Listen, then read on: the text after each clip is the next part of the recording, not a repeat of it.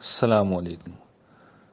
سورہ فتح کے آخر میں اللہ تعالیٰ نے صحابہ اکرام کے کچھ اوصاف بیان کیے ہیں جو پچھلی کتابوں میں یعنی تورات اور انجیل میں بھی بیان ہوئے ہیں۔ ان میں پہلا وصف یہ ہے کہ صحابہ اکرام اشداء علی الکفار ہیں اور رحماء بینہم، یعنی وہ لوگ جو خدا کے خلاف بغاوت کا فیصلہ کر لیں اور ان پر اللہ کے رسول اتمام حجت کر دیں اور اس کے باوجود وہ کفر پہ آمادہ ہوں، تو پھر ایسے لوگوں کے مقابلے میں اور ان کے معاملے میں کوئی مدانحت، کوئی نرمی اس کا مظاہرہ نہیں کیا جائے گا۔ ظاہر اس سے مراد آج کے غیر مسلم نہیں ہے، یہ بالکل مراد نہیں ہے، بلکہ وہ لوگ جن پر حق کی سچائی بالکل واضح ہو چکی ہو اور پھر وہ پورے اطمینان کے ساتھ نافرمانی پہ قائم ہوں اور ضد و ہٹ دھرمی پڑے ہوئے ہیں،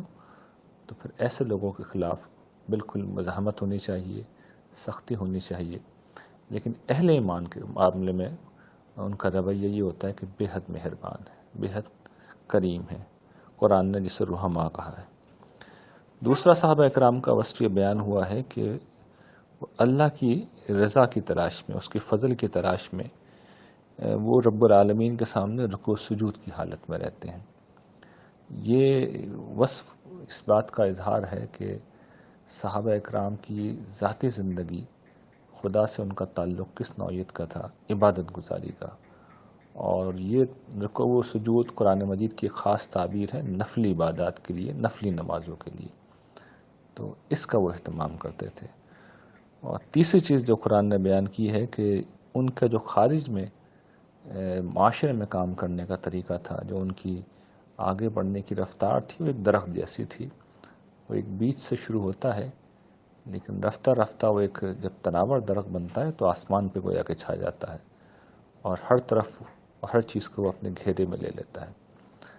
تو یہ جو تدریجی ارتقاء ہوتا ہے اور کوئی اجتماعی کام جب اس طریقے پہ کیا جاتا ہے کہ ایک دم سے ہنگامہ آرائی کرنے کے بجائے گریجولی جب آپ آگے بڑھتے ہیں، یہ گویا کہ اس کی علامت ہے۔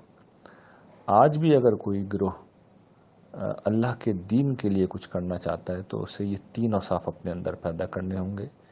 اس میں سے پہلا وصف تو سمجھیے کہ وہ اپلیکیبل اس پہلو سے نہیں ہے کہ اب کوئی رسول نہیں ہے، اور اگر رسول نہیں ہے تو پھر اتمام حجت بھی نہیں ہو سکتا۔ یہ اتمام حجت ہوگا تو خیر صحیح، لیکن اس اتمام حجت کا پتہ نہیں چلے گا۔ تو جب تک کہ یہ کوئی شخص بالکل اپنے آپ کو خدا کا دشمن بنا کے نہ پیش کرے، ان کا رویہ بالعموم نرمی و ہمدردی کا ہی ہوتا ہے۔ اور اگر کوئی گروہ ایسا سامنے آ جائے تو بہرحال پھر اس کے معاملے میں ان کا رویہ ایسا ہوگا کہ وہ گویا کہ سخت ہوں گے۔ لیکن اس سے مراد وہ نہیں ہے کہ غیر مسلموں کے مقابلے میں یہ غلط فہمی نہیں رہنی چاہیے۔ جن لوگوں کی دشمنی اسلام کے ساتھ بالکل واضح ہو، مسلمانوں کے ساتھ نہیں، اسلام کے ساتھ، اور ان کو اسلام واضح کر دیا جائے، تو ان کے مقابلے میں ان کا رویہ یہ ہونا چاہیے، اور باہمی طور پہ بہت الفت والے، محبت والے۔ دوسرا یہ کہ عبادت گزاری ان کا ایک لازمی وصف ہے، اور تیسرا یہ کہ وہ گریجول ارتقاء کے عمل سے گزرتے ہیں۔ وہ انقلاب کے قائل نہیں ہوتے، ایک دم سے تبدیلی کے قائل نہیں ہوتے، تدریج کے ساتھ وہ معاشرے میں تبدیلی لاتے ہیں۔ تو ان اوصاف کو اپنے اندر ہر اس گروہ کو پیدا کرنا چاہیے جو اپنے رب کی رضا کے لیے اٹھا ہو۔